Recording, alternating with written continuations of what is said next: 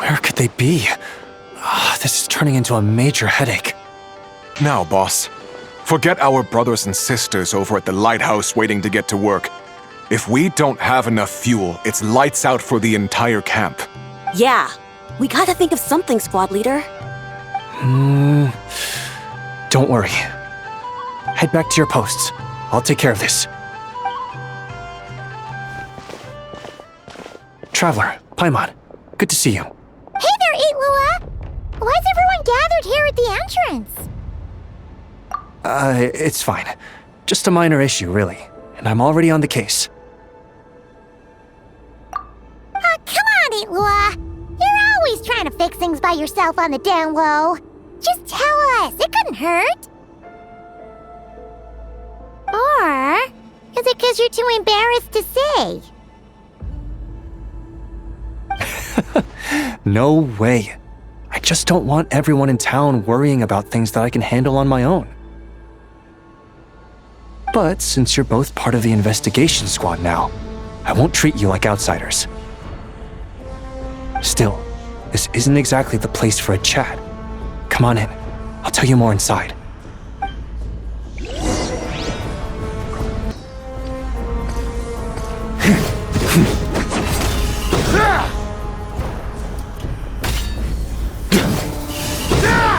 Squad leader, I've compiled what data we have on the bases we can still control. My report is over at the command post. Got it. Thanks, Roland.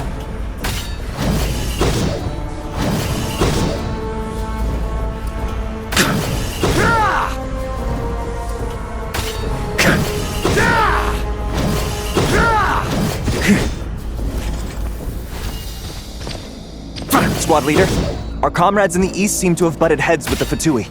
They say they're going to send someone over. Got it. I'll be over as soon as I can.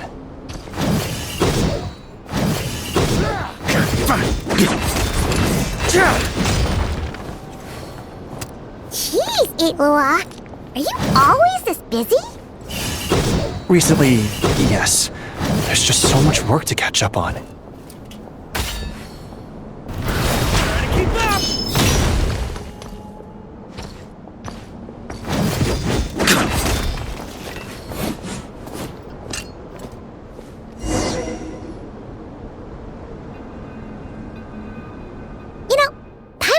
To ask for a while now. What are these vehicle thingies we keep seeing in the Lightkeepers camps? They kinda look like food trucks, don't you think? It'd be awesome if you really could cook up there. But Paimon has a feeling there's more to these things than meets the eye. For real? You mean the type that'd grab a spoon and start attacking you if you said you didn't like its cooking? Oh, these? Officially, they're called moon wagons. They're transportation tools we made by modifying Snezhnayan mechanical vehicles. You can think of them as Kuvaki-powered mobile lighthouses. They're not quick by any means, but they save us a whole lot of trouble and manpower when it comes to transporting supplies. As for cooking functionality, I hadn't actually given that any thought. But you know, if we did install a toaster in there...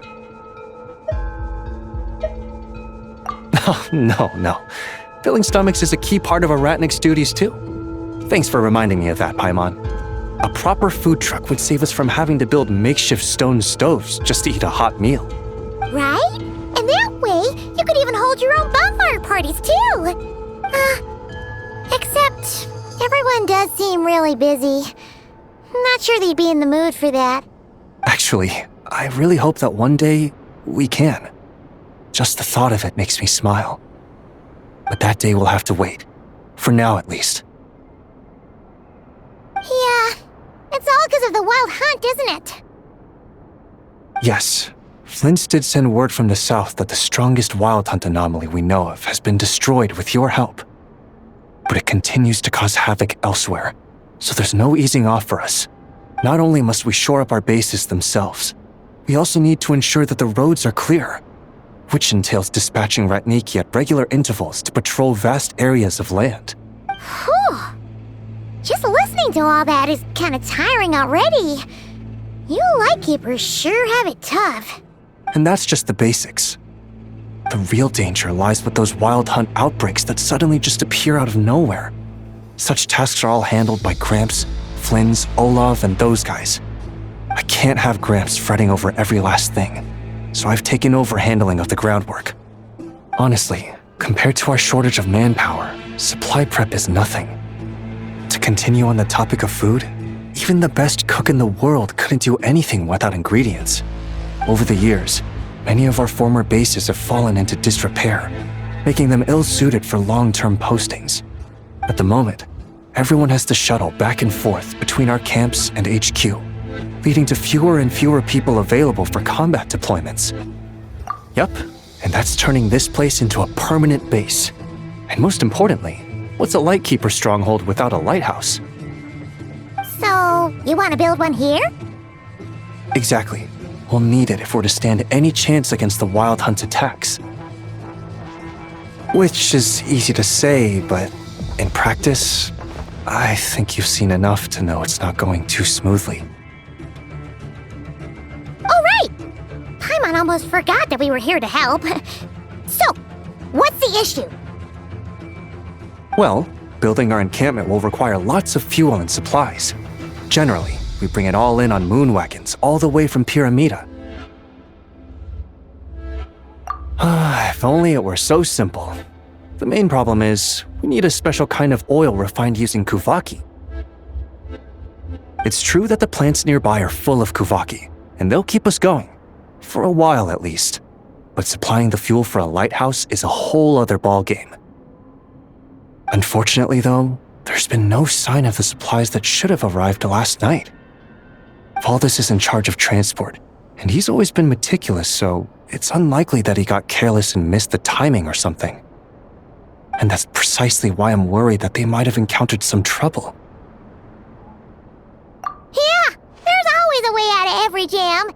Even if that means being trapped inside a sealed barrel or getting buried neck deep.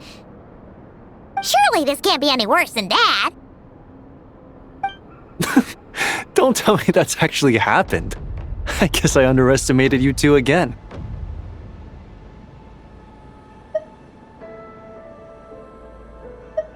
Anyway, we can have a look around. Maybe they've just lost their way. Maybe so. Anyway, there's no time to lose, so follow me. Yep, let's move.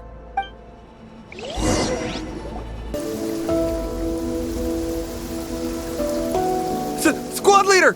Thank the gods you're here! Please, help me! Valdis, how did you end up here? It's a long story, but the barrier created by these mandragoras can't be broken from inside, so I've been stuck in here for almost the whole day! Something about this doesn't quite add up. This place isn't on the main road from Pyramida, nor is it some sort of shortcut. And as for the mandragoras, they wouldn't usually bother passersby unless they were trespassing on their territory. In short, I'd like an explanation as to how you ended up here, and a reasonable one at that, or you might have to stay in there a while longer. Ooh, you don't usually see Illuga getting angry. Paimon's kind of scared now, too. Oh, that's true. Guess being an adventurer really does have its advantages. It's a good thing we're only honorary squad members, or we'd be subject to his discipline, too. All right. Last night, I found the path to our camp blocked by a large group of mandragoras. You know how I like studying insects and plants, squad leader, and it was such a rare sight to see this many mandragoras gathered in one place. I didn't want to miss the opportunity, so I followed them all the way here. But then... I'm so sorry. I'll take responsibility for this, I promise. How about I cover Night Watch for the coming week? No, make that the whole month. You're right. We can discuss the breaking of regulations after we get back.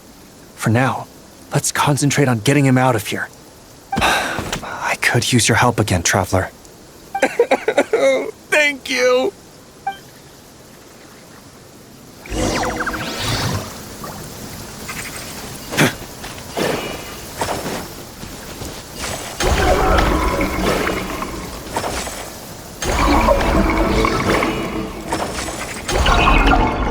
Son... Where'd all these monsters pop out from? Let our guard down. Prepare for battle, everyone. On the light shine bright. A new moon rises. Divine light, shield them! Without further ado, smite the dust!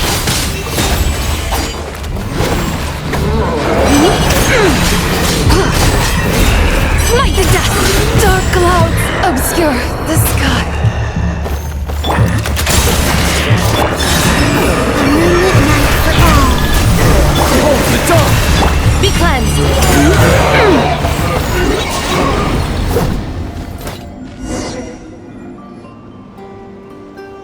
Phew! Finally drove off those monsters! What's going on here? Surely they couldn't have been waiting in ambush this whole time. The Wild Hunt. The Mandragoras. Huh, I get it. Huh? Have you figured something out, Illuga? Valdis, I think these Mandragoras trapped you inside the barrier to protect you. They're very sensitive to shifts in their environment. I myself heard some strange murmurs on the way here. Come to think of it, it must have come from the Wild Hunt monsters, who had yet to manifest at that time. These Mandragoras must have detected them very early on, which is why they barred your path and prevented you from continuing onward, only to have you follow them anyway, leaving them no choice but to trap you here for your protection. I see. So that's what was going on. No wonder they refused to leave the area. They probably only protected you because they detected the scent of grass and flowers on your person. Perhaps because of all the time you spend around them. Either way, thank you both. There doesn't seem to be any further danger.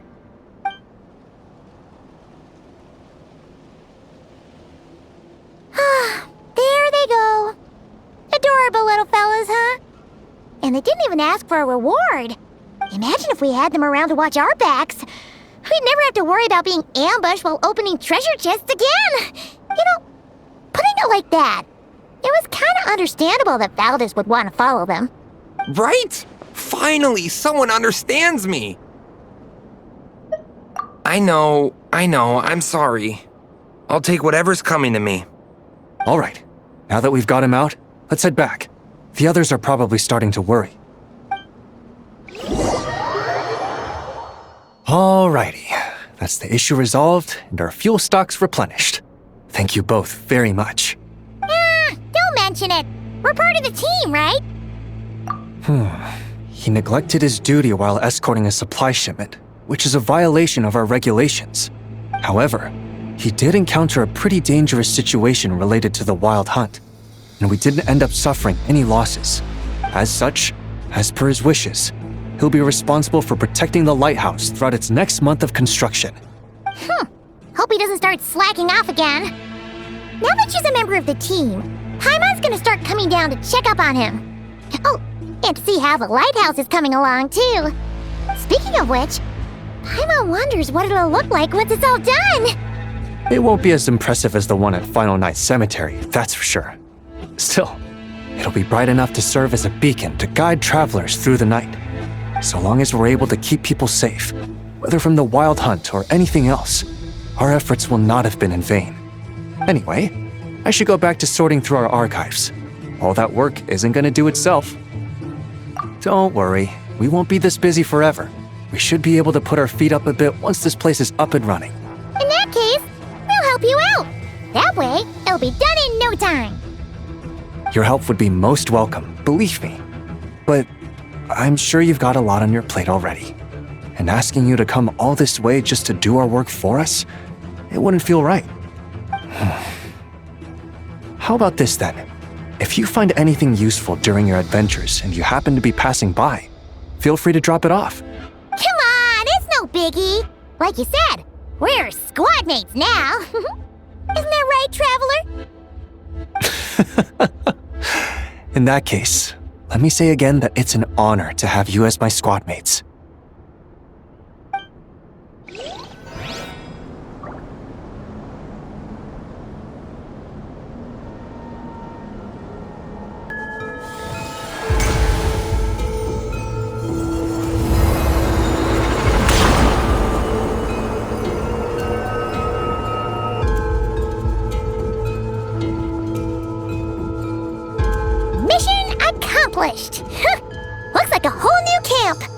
Yup, even the fortifications are complete too. Any attackers, be they monsters or otherwise, will have a hard time overcoming our defenses now. The lighthouse has half a month's worth of fuel supplies, so even in the event of some massive wild hunt assault, we should be able to hold out until reinforcements arrive.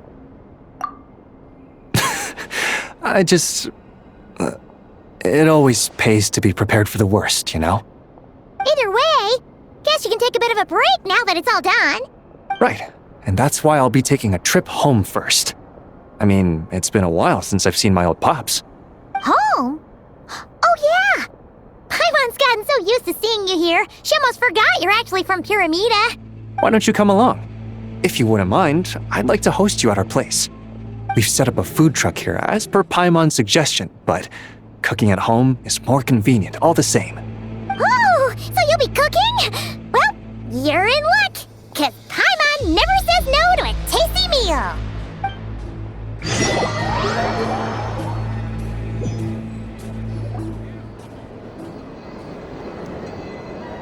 Blackberry crumb cakes, smoked fish steak, berries and fried meat, and night watch soup. Oh, there's so much here! Almost too much, even for Paimon. I made this according to the amount we'd usually cook for our troops at dinner, so yeah, it might be a bit much for 3. No worries though, just take your time. I'll need to go see my old pops in a bit, so feel free to stay until evening. Well, of course! That goes without saying! Can't just let a good friend's efforts go to waste!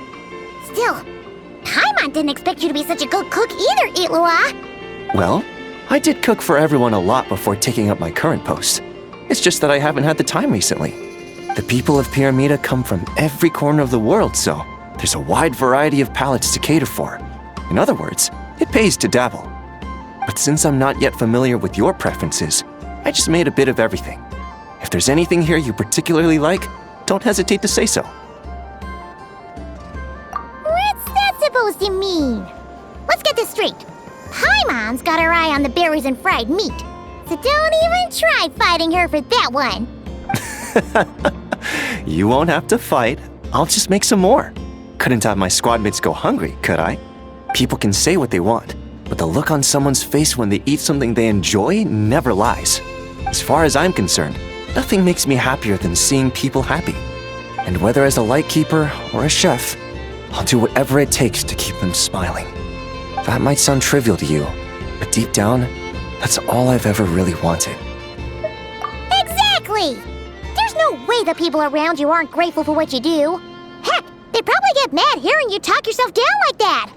Besides, they'd have to get in line behind the 2 of us. Thank you. All right, I'll refrain from saying anything else unrelated to dinner. Please, enjoy your meal.